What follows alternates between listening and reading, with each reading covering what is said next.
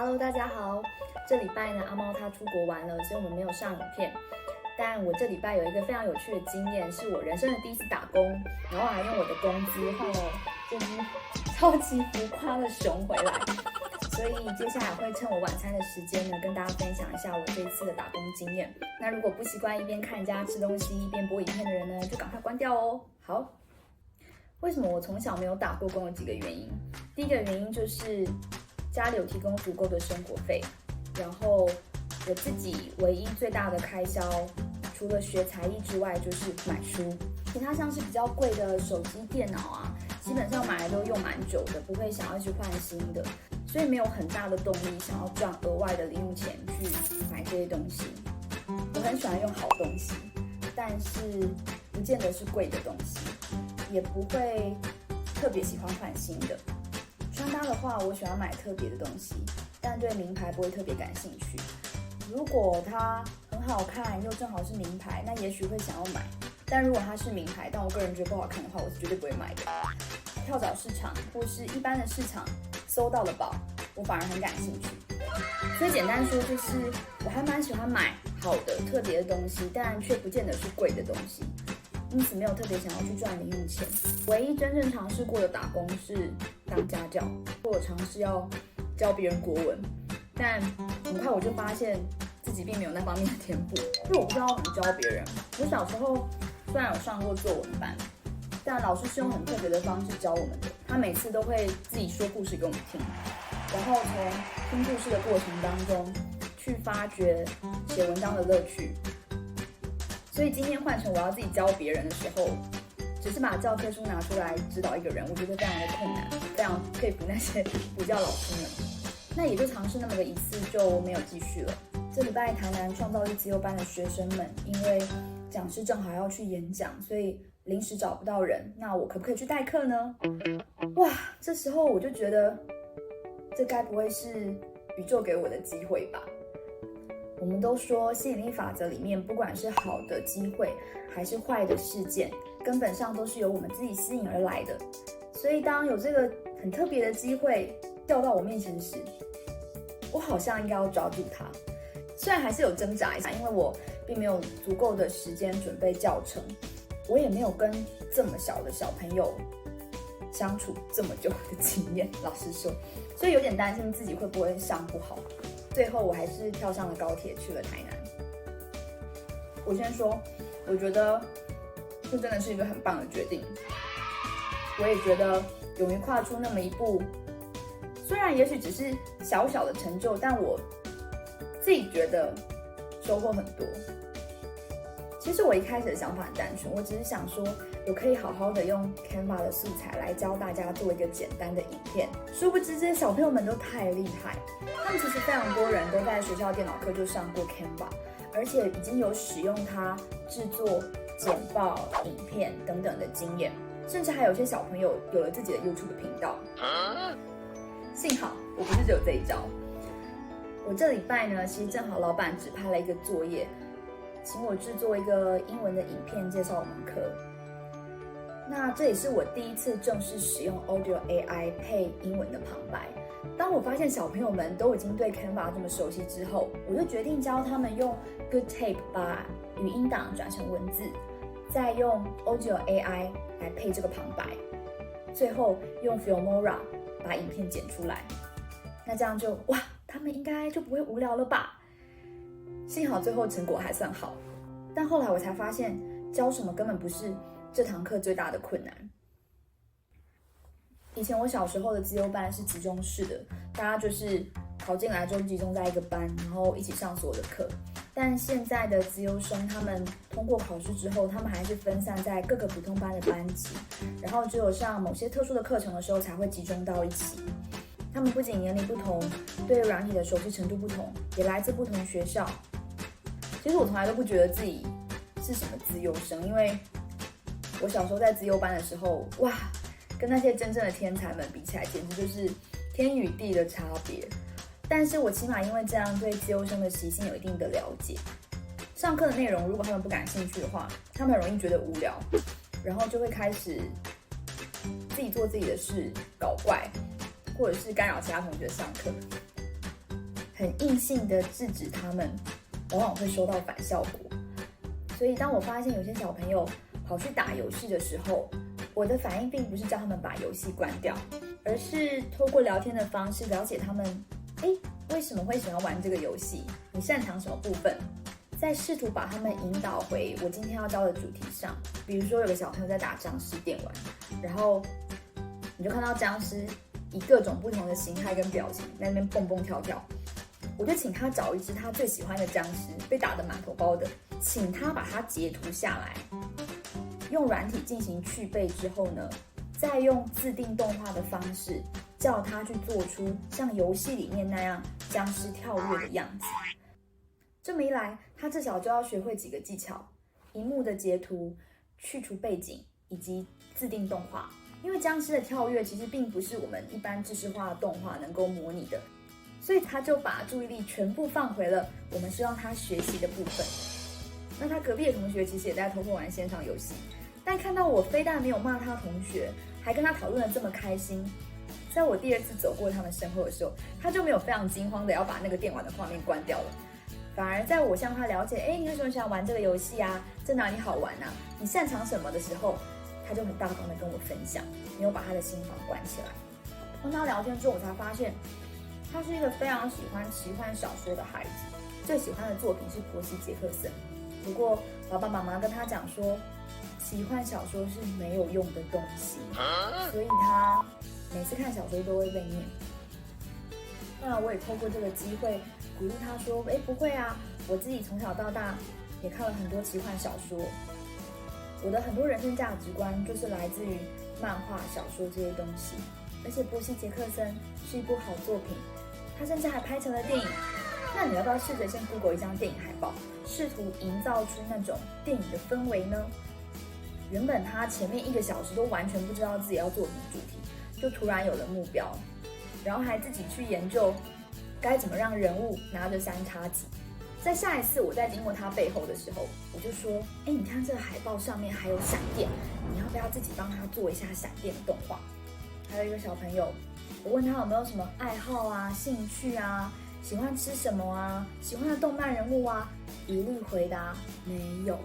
然后摆出那种的神情。我说，那你如果什么都不喜欢，那你6日都在干嘛？他说我都要睡觉啊。怎么可能睡这么久？好，我说那不然你就做一个我的躺平人生，告诉我们你是怎么躺平的好吗？结果完全出乎我意料。一开始的时候我还以为他可能真的没有办法教出什么成品，没想到最后他很用心的做了我的6日生活，完整介绍了这48小时他到底做了什么事。其实我还蛮感动的。他隔壁的小朋友也超有创意，当天早上才爆出韩国演艺人员的八卦。原本他也是跟我说他不知道做什么主题，那不然你上 Google 看看有没有什么有趣的新闻。结果他就找了韩国演艺人员的八卦，那是当天早上才爆出来的，完全是第一手消息。当我看到他把新闻乖乖的剪下来之后贴到 PPT 上，我就说，那既然你要做新闻主题，现在这个事情还没明了嘛，当时男女主角也都还没有发表声明，你要不要男女主角的人影剪下来，还用一些问号啊、一些爱心啊，去制造这种浪漫的悬疑主题，你觉得怎么样？结果最后他也交出了很棒的作品。这里面最让我惊艳的是，在我们去到 Audio AI 那个网站的时候，孩子们眼尖马上就发现里面不仅有拜登、马斯克，还有川普的配音全部都有。然后他们试听过后觉得天哪，实在太像了。有个孩子他就用辛普森家庭的卡通人像，把拜登、川普、马斯克通通剪下来，并且用 Google 翻译找出他想让他们说的话，然后再请 Audio AI 用他们的声音让这3个人对话。天哪，真是太有才了！跟他们说，那你们喜欢上什么课啊？上学有不有趣啊？等等。结果好多人都说好无聊，我们都在传纸条，什么那些我们都会了 ，blah blah blah blah blah blah。那如果上课的内容你们都会了，那你们会干嘛？你们可以看自己的书吗？他说不行啊，你如果自己在那边做自己的事啊，老师会觉得我们不尊重他啊。好，啊，那老师如果发现的时候，你就展现你的尊重；他没有发现的时候，你可以看一些你觉得有意义的书，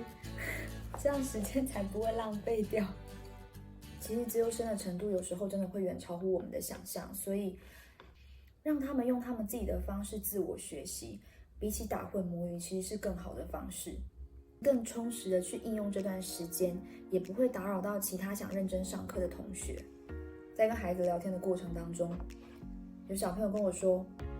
他对任何事都没有兴趣，觉得人生好无聊。其实听了心会有点酸酸的，但是我觉得说大道理可能很难打动他们，所以我就放了一部最近我同事分享给我的影片。他在讲的是一个小儿麻痹患者，他常年生活在一个铁肺里面，即便他的人生这么的辛苦，他还是活得非常的灿烂，成为了律师，拿了2个学位，还写了一本书。所以我就把这个影片在中场休息前分享给小朋友，跟他们说，连像这么辛苦的人都努力生活，我们是不是可以更积极的去发现一些人生的乐趣呢？如果你觉得你对音乐舞蹈都没有什么兴趣，那你就再去试试看其他的啊。会不会是因为还试得不够多，才还没有找到自己最大的乐趣呢？虽然教了超级多东西，但他们完全没有消化不良，而且在制作影片上经验不同的孩子们都能从中得到乐趣，真的非常神奇。他们最后的成品也都很棒，不过因为我没有获得他们的授权，所以我会以示意的方式自己重制一些他们影片的概念来跟大家分享。虽然我名义上是去教影片制作，也不是什么教育专业，只是个临时去代课的，但是我还是希望在这3个小时以内，能够用我自己的方式多鼓励他们，让他们觉得人生也可以很有趣。看有深度的课外书绝对不是什么没有意义的事，玩电玩如果用心玩也是一件好事。也有很文静的小朋友，在3个小时以内，啪啪啪啪啪，快速的用 Canva 介绍了5部他最喜爱的动漫。当我发现他已经很快速的用模板把这些海报啊、文字内容啊都放进他的作品之后，我就开始告诉他说，那你要不要试着用不同风格的字型跟动画来装饰这每一页，因为他们都是不同动漫嘛，也去找适合他们的配乐。他不仅快速的完成这些工作，在第5部作品，他甚至已经不是 copy paste， 他是自己在打该如何介绍这篇动漫，他喜欢他的点在哪里的原创的内容。最后我有留一点时间让他们上来分享。那台湾的孩子大部分都比较害羞啊，上台讲话就会很容易紧张，非常非常的小声。我就会鼓励他们再大声点，再大声点，用你的丹田出力，让全班都听得见你。然后你就看到很瘦很瘦的小朋友，能越讲越有自信，越讲越大声，其实真的蛮感动的。里面也有孩子是做关于海洋跟环保这种很有深度的议题，我孤陋寡闻，他介绍的这个Coco还是我第一次认识。总而言之呢，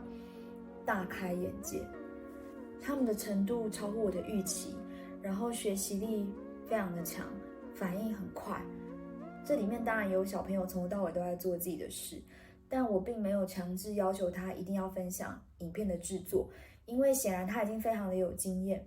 所以这堂课也许他并不一定能有什么新的收获，反而请他跟我们分享他这3个小时看的 YouTube 影片。那虽然这个孩子后来因为时间关系并没有上台分享，但我原本的计划是，他如果上台跟我们介绍这个 YouTube 影片，我可能会请他告诉我们，为什么这影片你可以看3个小时这么久？它有哪里吸引人？它跟我们平常做影片有什么不一样的地方？你觉得它有哪些吸睛的点？以后你做影片会不会参考它的方式？等等。那这样一来也是一个很好的学习，也跟我们的主题有关系，并不是一定要照这堂课的方式学才是学习。相反的，他如果能从另外一个角度切入，告诉我们别人的作品哪里好，那也很棒。跟资优生互动其实是一种相互学习的过程，很多时候他们不会乖乖的照你的剧本走，不过如果你能够摆脱成见，跟他们互动共舞的话，事实上应该也能收获很多。最后给大家看一下，用我的工资换来的可爱的熊，它真的超级可爱。旁边还有这张闪闪发亮的卡片。下次应该会请回国的阿猫来跟我们分享他人生第一次的自助旅行经验。那今天的分享就到这里咯，拜拜，祝大家有个美好的夜晚。